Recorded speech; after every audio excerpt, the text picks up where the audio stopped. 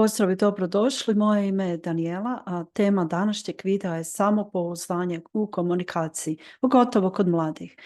Koliko puta ste osjetili kneglu u grlu prije nego što ste nešto rekli ili ste na sastanku imali neku ideju, ali ste odlučili šutjeti i koliko puta ste čekali da vam neko prvi priđe jer vam je bilo baš neugodno započeti taj razgovor.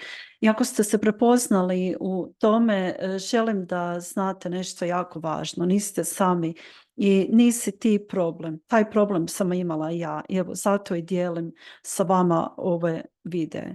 Samopouzdanje je jedan od najvećih izazova kod mladih, jer živimo u vremenu gdje smo stalno povezani online, ali istovremeno mnogi se osjećaju nevidljivo, nesigurno, neshvaćeno u stvarnim socijalnim razgovorima.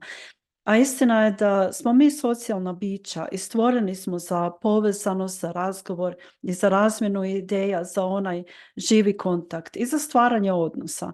I komunikacija nije samo razmjena riječi, to je način da gradimo svoje prilike, da razmjenjujemo energiju, način na koji stvaramo prijateljstva, partnerske odnose, poslovne suradnje, znači sve, način na koji gradimo svoj život.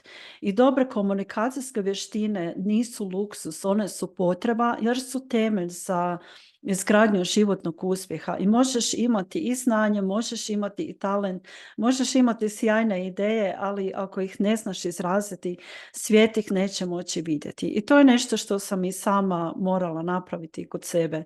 Ali postoje ljudi koji su prirodno otvoreni, koji lako započinju komunikaciju, lako stvaraju, izgrađuju nova prijateljstva, kao da imaju tu neku prirodnu lakoću s kojom to rade i povezuju se sa drugima. Ja nisam bila ta osoba i pošto jesam i introvertna i po prirodi sramežljiva, uvijek sam čekala da meni neko prvi priđe, da neko drugi poduzme akciju, da započne taj razgovor. Na sastancima bih šutjela, iako sam imala zapravo što za reći. U grupama nekako sam uvijek bila ta koja je šutjela. A u mojoj glavi je bilo puno misli. Što ako kaže nešto što je glupo, što ako me netko onako čudno pogleda ili ako misli da nisam dovoljno dobra, da sam nešto loše rekla i tako. I onda sam shvatila da propuštam prilike, a to su bile prilike za napredak, prilike za nova poznanstva, prilike da zaista pokažem ko sam. I dugo sam mislila da je to jednostavno moj karakter, da sam jednostavno takva i još su mi svi rekli da ti si baš povučena i šutljiva. I to se i primijetilo, ali u jednom trenutku sam shvatila da ako tako nastavim čekati, moj život će uvijek ovisiti o tome hoće li neko drugi napraviti taj prvi korak, a to zaista nisam željela. I shvatila sam da moram izaći iz te svoje zone komfora, da moram istupiti.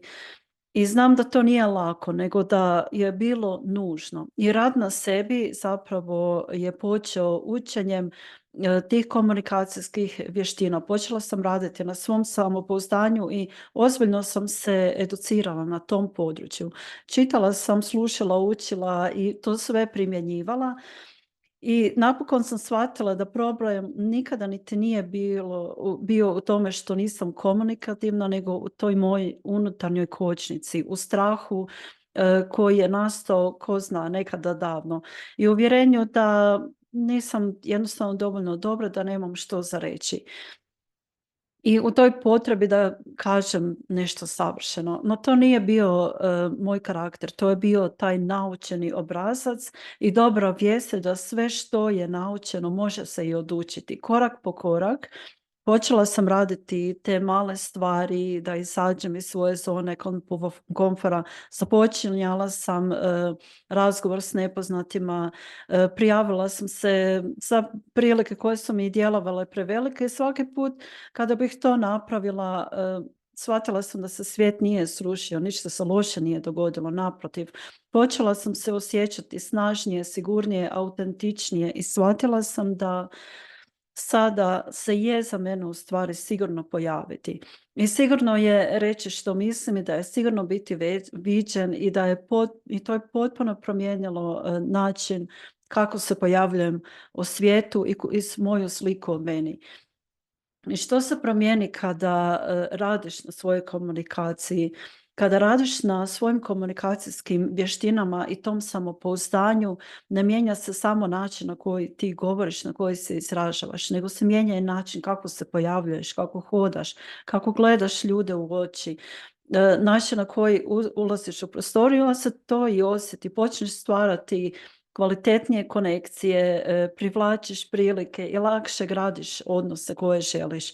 I lakše i pregovaraš, zauzmeš se za sebe, lakše i postavljaš granice i komunikacija ti postaje alat, ali samopouzdanje je ta energija iza tog alata.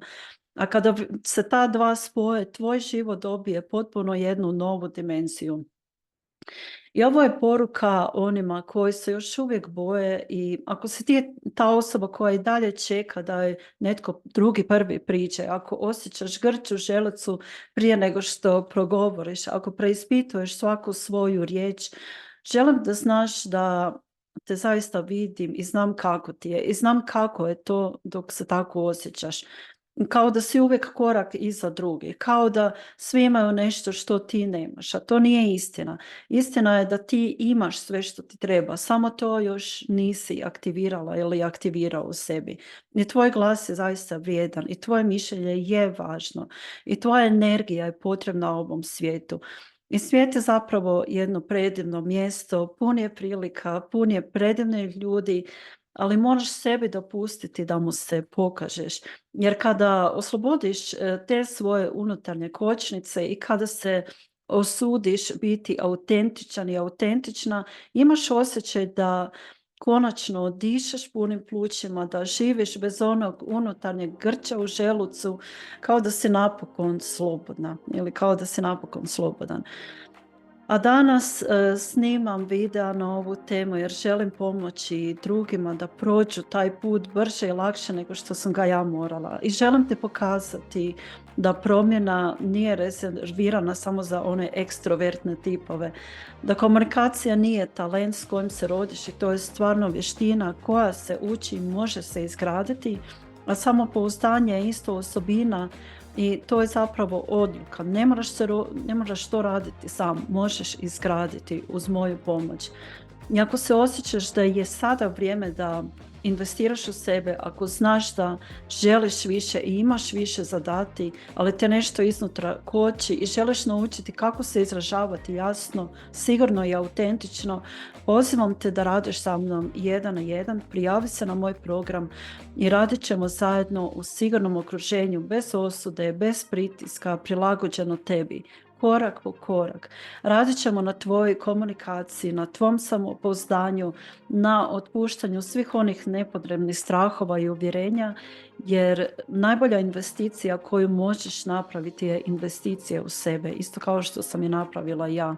I novac koji uložiš u sebe ti se vraća kroz bolje prilike, kroz kvalitetnije odnose koje želiš, veće samopouzdanje i na kraju onaj unutarnji mir.